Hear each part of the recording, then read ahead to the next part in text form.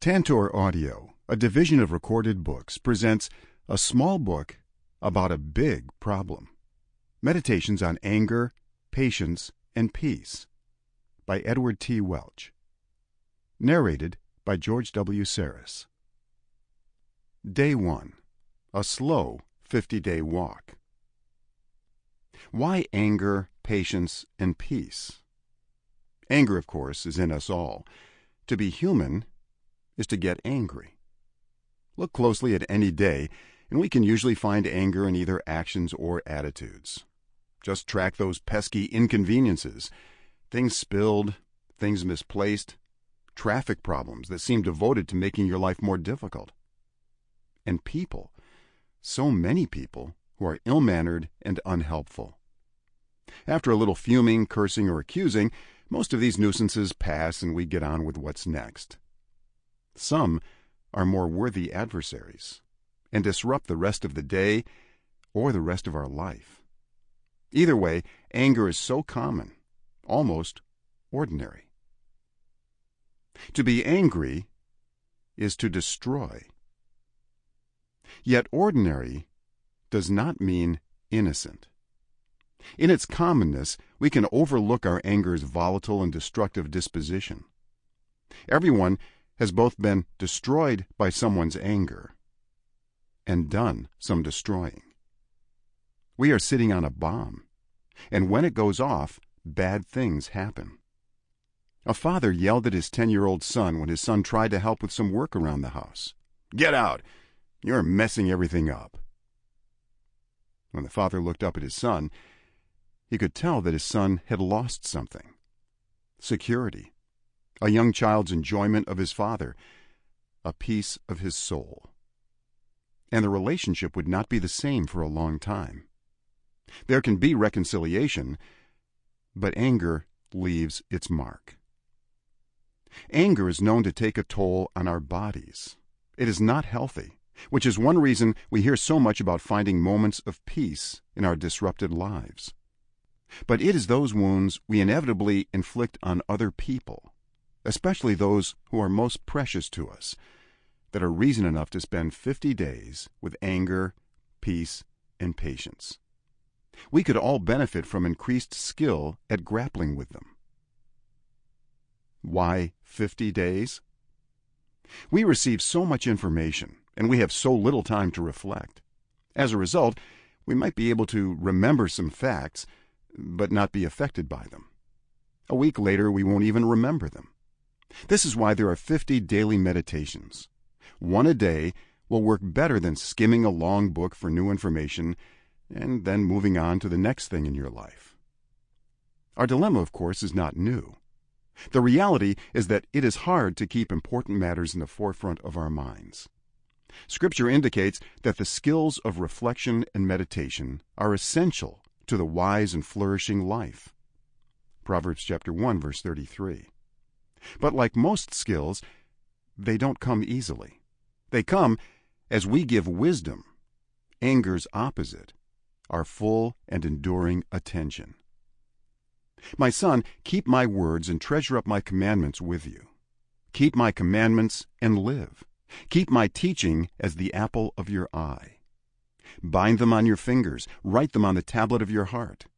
Say to wisdom, "You are my sister," and call insight your intimate friend. Proverbs chapter 7, verses 1 through 4, also Proverbs chapter 4, verse 13, chapter 4, verses 20 and 21, and James chapter 1, verses 22 through 25. A slow walk seems just the right pace for this pursuit of wisdom. Consider this as a listening strategy. Listen to only one a day. Talk back. Engage with the questions that occasionally are mentioned in the book. Talk with someone else.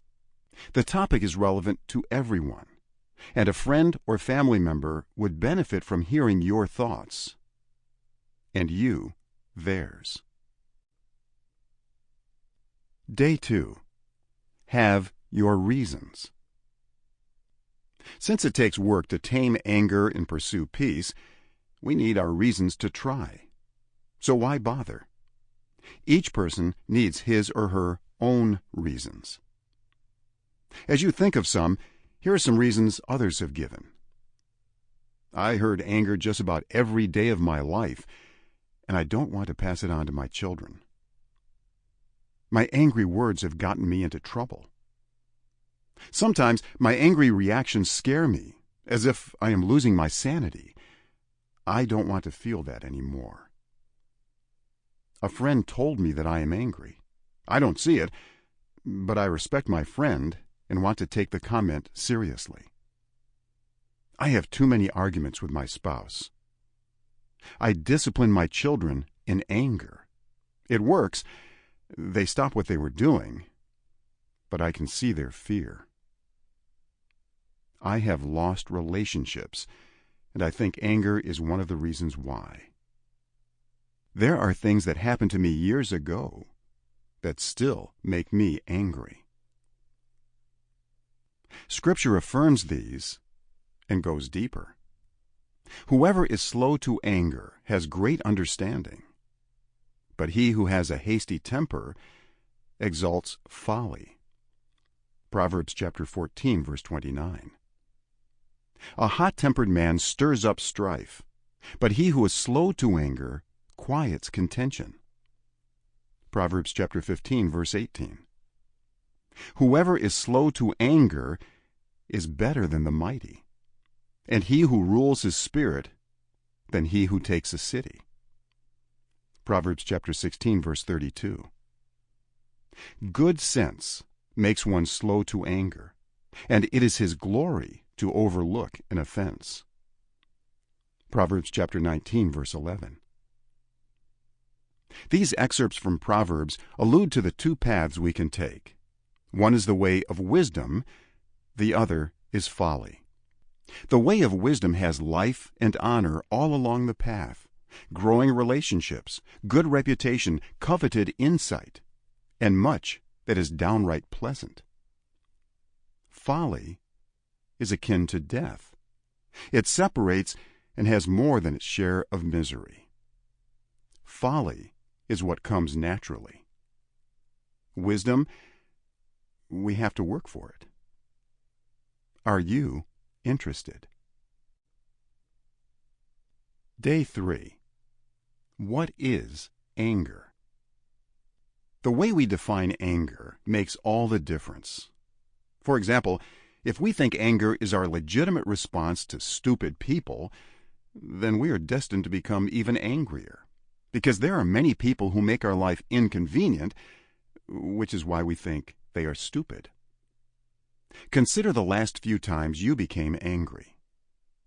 With those in mind, what are the elements of most anger?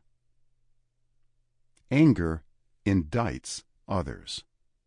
It says, "You are wrong." Anger is about making judgments. Look closely, and you can see a judge presiding over a courtroom, pronouncing the verdict. Sometimes that judgment is accurate. Usually there is at least some truth in it. But there is a deeper problem. Anger goes a step further.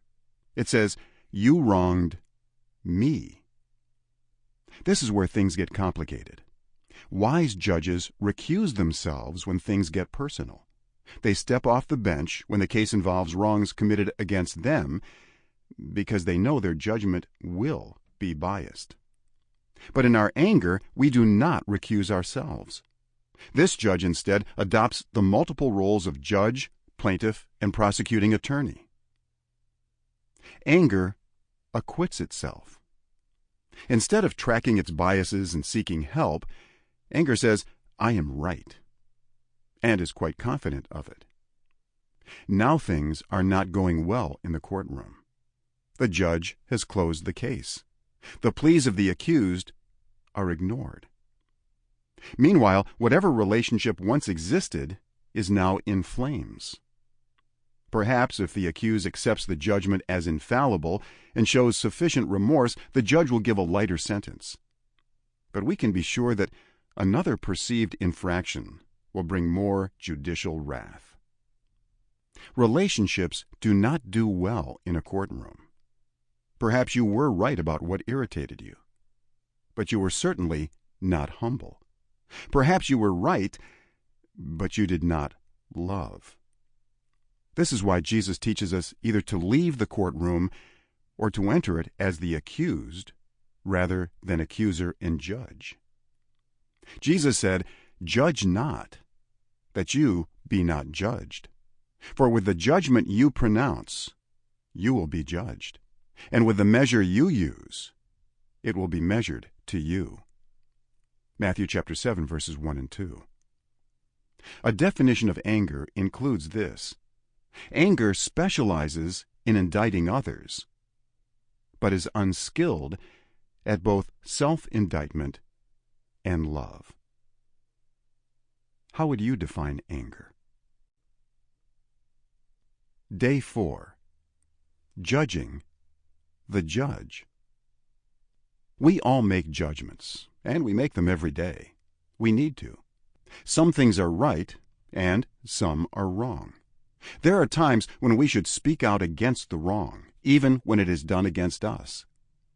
But those judgments must be made very carefully. Jesus spoke these words, "Judge not, that you be not judged. For with the judgment you pronounce, you will be judged. And with the measure you use, it will be measured to you." Matthew chapter 7, verses 1 and 2. In other words, when you judge, use the same criteria with yourself as you do with others. And there is more. When Jesus speaks, you can expect a few twists and surprises. Here, he reminds us that we are not very reliable in the way we judge ourselves. Somehow, we manipulate the facts so that we are innocent and the other person is guilty. Or at least, we are less guilty and they are more. I might interrupt my spouse, but only to correct her misstatements. She always interrupts me. The truth is that we see someone else's offenses in high definition and our own through rose-colored glasses. To correct this, Jesus tells us to judge ourselves more rigorously than we judge others. Only then might we get close to what is actually happening. Why do you see the speck that is in your brother's eye, but do not notice the log that is in your own eye? Or how can you say to your brother, "Let me take the speck out of your eye," when there is the log in your own eye? You hypocrite! First, take the log out of your own eye, and then you will see clearly to take the speck out of your brother's eye. Matthew chapter 7, verses 3 through 5. Imagine it, reserving our harshest judgment for ourselves. We submit to being judged before we judge. That doesn't mean that we begin every hard conversation with, "I know I am a miserable wretch." Instead, it means that we speak with respect. We speak for the good of the other person and our relationship with him or her, and we invite responses. We give up some of our cocksure confidence. We speak in a way that those who overhear are attracted to us rather than running for cover. Only then can we make wise judgments that are given with gentleness and humility. Only then will our brother let us do something as delicate as take a speck out of his eye. Can you imagine it? Day 5. Murderer. Accurate self-judgments are so difficult. Embedded in the human condition is our tendency to overstate the wrongs of others and understate our own. As a way to help us see this more clearly, Jesus exposed the true nature of anger by showing its link to murder. You have heard that it was said to those of old, "You shall not murder, and whoever murders will be liable to judgment." But I say to you that everyone who is angry with his brother will be liable to judgment. Whoever insults his brother will be liable to the council. And whoever says, "You fool," will be liable to the hell of fire. Matthew chapter 5, verses 21 and 22. Have you ever murdered? Easy question. No, you have never murdered. But before you feel satisfied that you have kept the law, Jesus asks another question. Have you ever been angry? You see where he is going. Jesus has just enlarged the boundary of murder so that it includes all kinds of anger. In order to do this, he links them at the level of the heart, where they share the same lineage of selfish desire. We want something, peace, money, respect, and we aren't getting it. The only difference is in our choice of weapons. Some use guns, others use words. There is one whose rash words are like sword thrusts, but the tongue of the wise brings healing. Proverbs chapter 12, verse 18. Jesus isn't done. Have you ever thought someone was an idiot? The rude cashier at the store, the person who kept you on hold for 20 minutes, the neighbor who promised to help but didn't. Jesus is putting casual name-calling within those same murderous boundaries. Someone interfered with your interests, so you judge them to be a fool. You might keep your critical comments to yourself, or you might roll your eyes rather than make an obscene gesture. But it doesn't matter. Welcome to the band of murderers. Why is Jesus so hard-hitting on this? Anger destroys. Jesus wants life for us all. And we can't turn toward life until we see the murderer who lurks within. Try this identity today. Murderer. Day 6. The many faces of anger. A middle-aged veteran was hurt, reeling from war memories and always teetering on poverty. These were very important matters. He was also angry. Every 5 minutes or so, he would mention how he wanted to rip someone's head off. And he looked like he might do it. "You seem really angry," I suggested, stating the obvious. "What do you mean? Don't be so stupid." He did not say anything about ripping my head off. Yet. He counted himself among the non-murderers. Since he only wanted to murder and did not, he wasn't angry. Given this tendency to minimize our murderous anger, wisdom suggests that we should search for it. Here are some words that can bring it out into the open. Covert anger. Sarcasm. Just kidding. Grumbling. Complaining. Gossip. Defending. Annoyed. Frustrated. Smoldering. Vengeful. Irritable. Entitled. Eye-rolling. Superior. Cold anger. Silent treatment. Withdrawal. Indifference. Cold shoulder. Controlling. Stupid. Detached. Keeping score. Criticizing. Hot anger. Jealousy. Wrath. War. Murder. Quarrels. Explosions. Rage. Envy. Hate. Vengeful. Attacks. Win. Violence. Oppression. Abuse. A worthy goal is to identify words that fit your anger and listen to what you are really saying. The more hard-hitting your assessment, the better. Sarcasm says, "You are stupid, and I am not." Then it adds, "Just kidding," as you enjoy your self-righteous vantage point. Grumbling and complaining speak the common refrain of all anger. I want something, and I am not getting it. Or in short, I want. Gossip is the judge who publicizes his or her verdict and tries to convince others to pronounce the same verdict. Withdrawal and silence are nasty. They are forms of punishment. You will not show your favor to the wretched soul until he or she begs forgiveness and makes amends. Indifference might be the worst form of anger. You simply do not care about the person anymore. You have judged him and sent him off into exile, where he can bother you no more. Envy says, I want what you have. Broken relationships are sure to follow. Jealousy takes envy one step further and says, I deserve what you have, and you do not deserve it. These are just some of the possibilities when desires run amok. It doesn't have to come out of your mouth to be anger. We can hate someone in the privacy of our own thoughts. Yet we can be certain of this: if we think we are keeping our anger controlled in private, we are not. Anger will assert itself. It refuses to be contained. If anger is in our hearts, it has our hearts.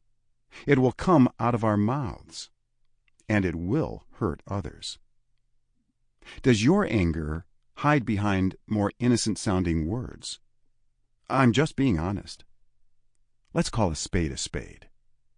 Let's set the record straight. What are your innocent-sounding words? And what are they really saying? Day 7. Run toward wisdom. We are setting our sights on anger. We are also searching for its opposite. We want to turn from one and run toward the other. This means that we want to examine wisdom more closely. Wisdom is anger's opposite. Within wisdom, we will find patience, peace, humility, self-control, and other coveted goals. At the center of wisdom is a willingness to forsake our pride and get a little lower. Listen is wisdom's plea. Proverbs chapter 2, verses 1 through 5. Listen to God and listen to other people. Anger looks down from the judge's perch. Wisdom comes down from those heights and looks up from below. Humility captures it. Humility looks beyond ourselves and asks about others. Whereas anger destroys, humility builds up. It has the best interests of others in mind. Humility might sound like your worst nightmare because it seems to destine you for mistreatment. People can now treat you any way they like, or so you think.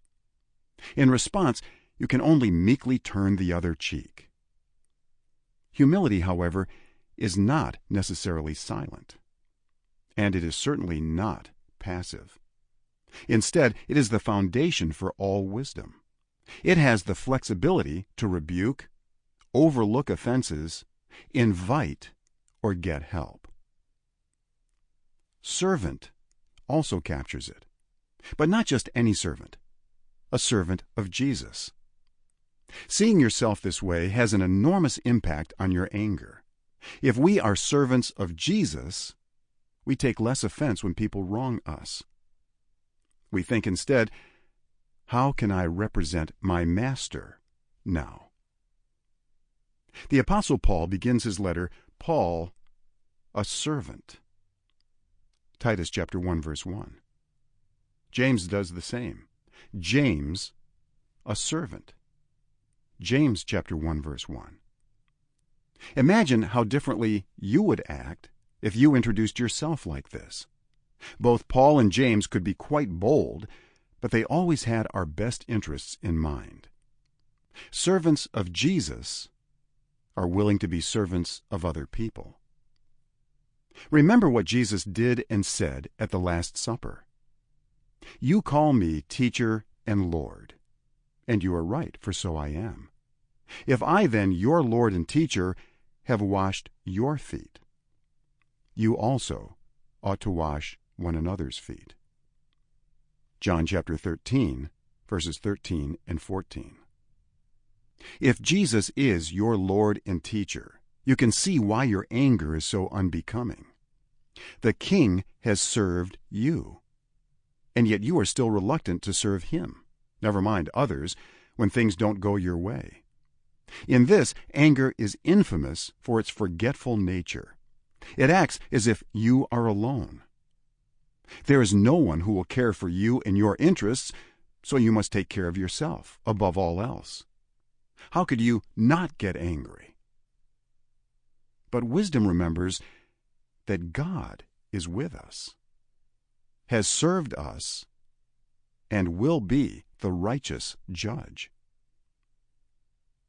As you look further down the road, this wisdom evolves into love. Love is the opposite of anger. Anger is disdain, hatred, and contempt. Love is patience, gentleness, joy, peace, kindness, and faithfulness. Galatians chapter 5, verse 22. Today, aim lower. Your identity? Servant. Your goal? Love. Day 8. Anger and our desires. We were minding our own business, not angry, and someone comes along and makes us angry. We were not angry before. We became angry after. If that other person had acted in a different way, we would not have become angry. Therefore, the other person made us angry. The logic is airtight. But when we think this way, a delusion is taking shape. Anger is not something that comes upon us when an offense is committed. Anger is already in us. In its embryonic form, we call it desire. We desire power, pleasure, peace, comfort, love, respect. The list could be endless. Then, something stands between us and that desire. We want something, and we aren't getting it. So anger is in us. It just takes the right occasion to bring it out. What causes quarrels and what causes fights among you? Is it not this, that your passions, your desires, are at war within you? James chapter 4, verse 1. Anger comes from within, and the stuff is rancid. These passions that are at war are your selfish desires that serve you and no one else, not even God. When you are angry, it is because you are angry. This is the hardest thing to learn about anger. You are the problem. When we think about it, it makes sense. Anger comes from our thwarted desires. Those desires can, in fact, be just fine. We all have desires, hundreds of them. They range from the desire for a good relationship to a desire to lose 10 pounds. James is not against all desires. Instead, he is teaching us to recognize when our desires get too big. It is one thing to desire love. It is something very different to need love, to say you have a right to it, or to demand it. When this happens, desires become selfish desires, something we think we deserve, and don't get between me and what I deserve. Quarrels and fights are sure to follow. Do you desire respect? Absolutely. Everybody does. But do you need respect? Do you have a right to it? Is it okay to demand it? Respect feels essential to life, but it is not. Instead, desire has now become selfish desire. In turn, love wanes, and anger and despair take turns being in charge of your emotions. What desire has become a selfish desire, a need, or a demand for you? Day 9. Keep at it. Sample complete. Ready to continue?